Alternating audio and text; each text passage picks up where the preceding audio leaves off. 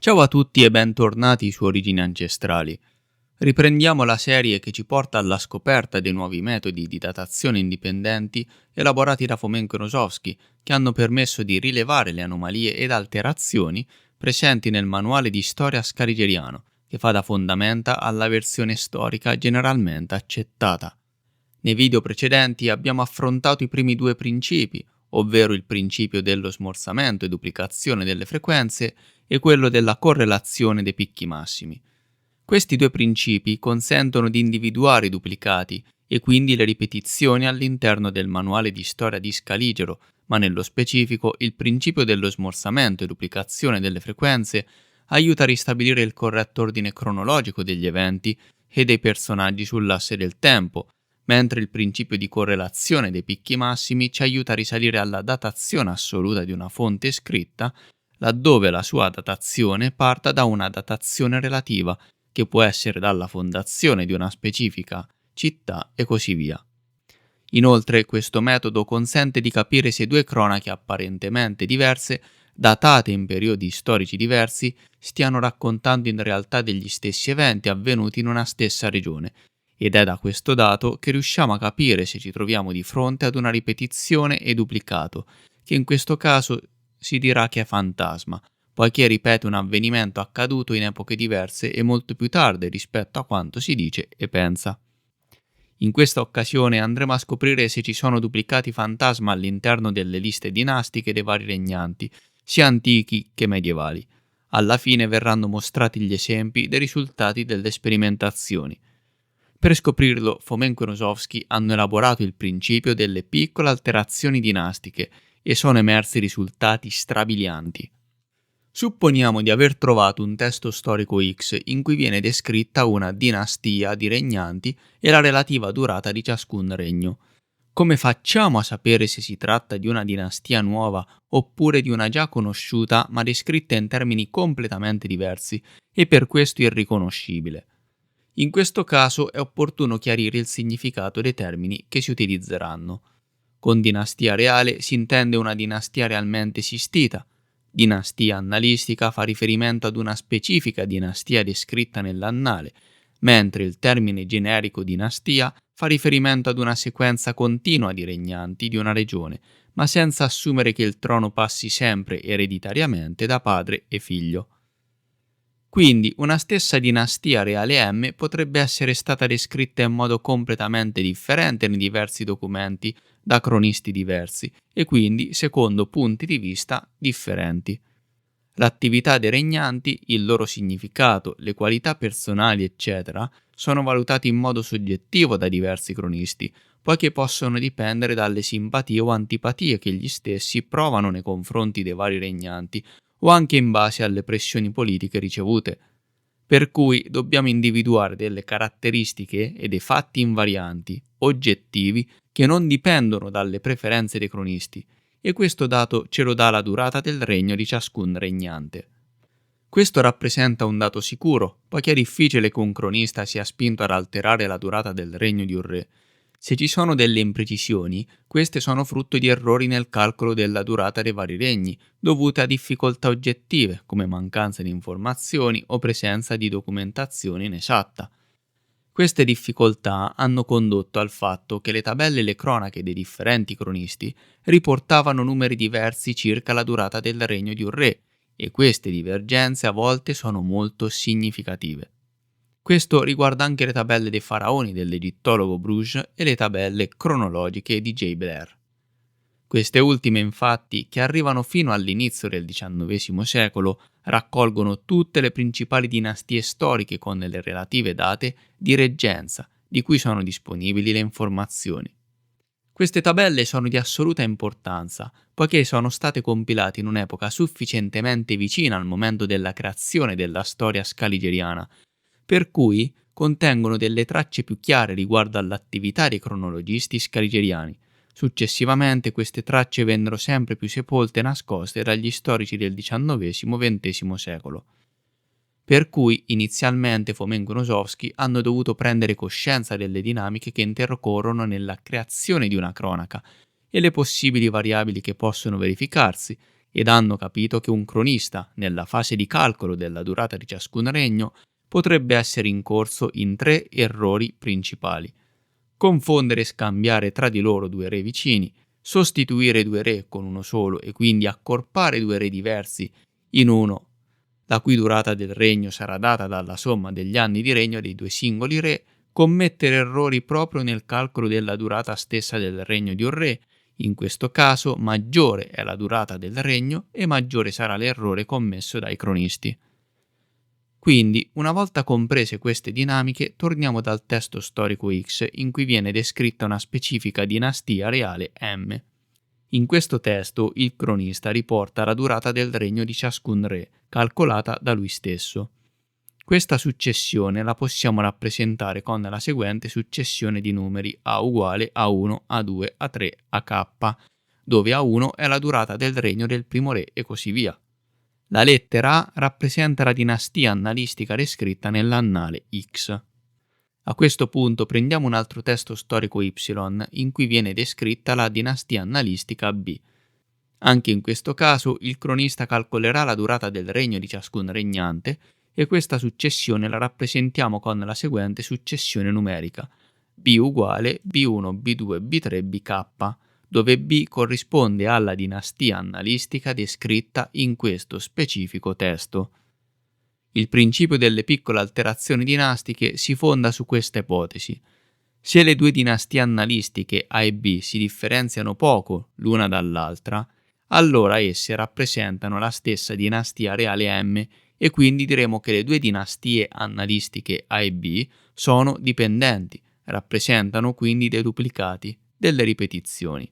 Se invece le 2 dinastie annalistiche A e B si differenziano notevolmente l'una dall'altra, allora esse raffigurano 2 dinastie reali M ed N diverse e quindi le dinastie annalistiche A e B sono indipendenti. In altre parole, si sta ipotizzando che cronisti diversi, nella descrizione di una stessa dinastia reale M, alterino di poco le durate dei vari regni di questa dinastia. Questa ipotesi va sottoposta a verifica sperimentale. Se viene verificata, abbiamo quindi individuato una proprietà importante che caratterizza l'attività dei cronisti, ovvero che le 2 dinastie annalistiche che derivano da una specifica dinastia reale si differenziano tra loro meno di quanto si differenziano tra loro dinastie annalistiche descriventi dinastie reali davvero diverse. Quindi il tutto si ridurrebbe alla valutazione della vicinanza tra le dinastie annalistiche A e B, che possiamo rappresentare in figura come segue, sotto forma di 2 vettori. Sull'asse orizzontale è riportato il numero del re e nell'asse verticale il valore della durata del regno del re corrispondente a quel numero. Per cui, in questo caso, ci interessa valutare la distanza tra i 2 vettori e quindi le 2 dinastie. Per fare questo, dato che consideriamo le 2 dinastie A e B come vettori nello spazio R alla K, il modo più semplice e immediato è quello di calcolare la distanza euclidea tra questi 2 vettori. Fomenko-Nosovsky hanno effettuato delle sperimentazioni in tal caso, da cui è emerso che questa distanza non è in grado di distinguere efficacemente le dinastie dipendenti da quelle indipendenti. Nemmeno la somiglianza visiva dei 2 grafici può aiutare ed essere tenuta in considerazione, poiché, anche se ad occhi i 2 grafici sembrano simili, non può essere considerato un parametro affidabile ed efficace. Come per gli altri metodi, siamo interessati ad aspetti oggettivi, per cui quello che cerchiamo è un parametro che ci possa dare una misura della distanza tra le 2 dinastie. Questa distanza deve essere piccola tra dinastie dipendenti e grande tra dinastie indipendenti, per cui questo parametro deve assumere valori che si devono differenziare significativamente tra loro e quindi devono dare degli ordini di grandezza molto lontani tra loro, come è successo con il coefficiente P di XY nel metodo di correlazione dei picchi massimi. Saltiamo tutta la parte relativa al calcolo di questo coefficiente poiché è molto tecnica. Per chi volesse approfondire rimando al capitolo 3 del libro 400 anni di inganni o al capitolo 5 di cronologia 1. Questo coefficiente è stato trovato dopo una serie di calcoli ed è importante ribadire che nel calcolo è stato tenuto conto degli errori che i cronisti possono aver commesso nel calcolare la durata del regno dei regnanti. A ciascun errore è stata attribuita la giusta rappresentazione matematica e comunque gli errori dei cronisti risultano molto più piccoli del valore che distingue le dinastie indipendenti. Insomma, ora abbiamo il nostro coefficiente che ci permette di distinguere le coppie di dinastie annalistiche dipendenti ed indipendenti. Fomenko e Nosovsky e i loro collaboratori eseguirono la verifica sperimentale di questo metodo tra il 1977 e 1979. Utilizzarono le tavole cronologiche di J. Blair, che contengono tutti i dati cronologici ufficiali della versione scaligeriana della storia europea, del Mediterraneo, dell'Egitto e dell'Asia, dal 4000 a.C. al 1800 d.C. A questi dati ne aggiunsero altri, presi da tabelle e monografie medievali e contemporanee, dopodiché è stata stilata la lista completa di tutte le dinastie annalistiche di 15 re o 20. Da questo esperimento è stato osservato che per le dinastie indipendenti il coefficiente CDAB assume valori maggiori o uguali a 10 alla meno 3, mentre per le dinastie dipendenti assume valori minori o uguali a 10 alla meno 8, di solito varia tra 10 alla meno 12 o alla meno 10. Questo ci suggerisce che c'è una certa distanza di diversi ordini di grandezza tra il valore che questo coefficiente assume per dinastie dipendenti ed indipendenti. Quindi effettivamente questo coefficiente distingue efficacemente le coppie di dinastie dipendenti ed indipendenti. Questo coefficiente ha valore di probabilità, che indica la probabilità che la coincidenza di due dinastie annalistiche A e B sia casuale o meno, e quindi se la somiglianza sia dettata dal caso o meno. In tal senso, abbiamo solo una probabilità su 100 miliardi che ciò si verifichi, quindi molto bassa, per cui la dipendenza non è data da fattori casuali. Per le dinastie indipendenti, invece, la probabilità che la somiglianza sia casuale è più alta, e cioè di 1 su 1000 o anche di più. Quindi, questo metodo ci permette di individuare le dinastie annalistiche dipendenti e quindi le copie di una dinastia reale specifica. Questo ha permesso a Fomenko di individuare numerosi parallelismi dinastici e quindi dinastie fantasma che duplicano una dinastia originale collocabile nel periodo dal XIV-XVI secolo d.C. Questo metodo inoltre consente a sua volta di risalire alla datazione di un testo storico.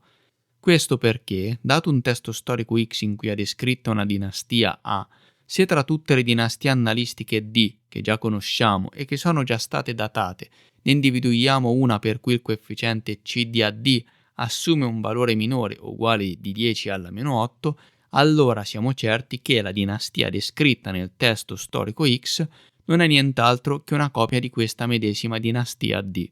Così facendo siamo riusciti a risalire quindi alla datazione reale della dinastia annalistica e di conseguenza della cronaca X. La sperimentazione di questo principio ha messo in evidenza quindi le coppie di dinastie A e B che erano considerate dalla cronologia scaligeriana assolutamente indipendenti, ma per le quali il coefficiente di prossimità CDAB si è rivelato molto basso, dello stesso ordine di grandezza delle dinastie a priori dipendenti, da 10 alla meno 12 a 10 alla meno 8. Andiamo a vedere ora qualche esempio concreto. Alcune corrispondenze dinastiche già le conosciamo in quanto sono state esposte nei precedenti video. Questo esempio mostra la corrispondenza tra le due linee dinastiche annalistiche A e B.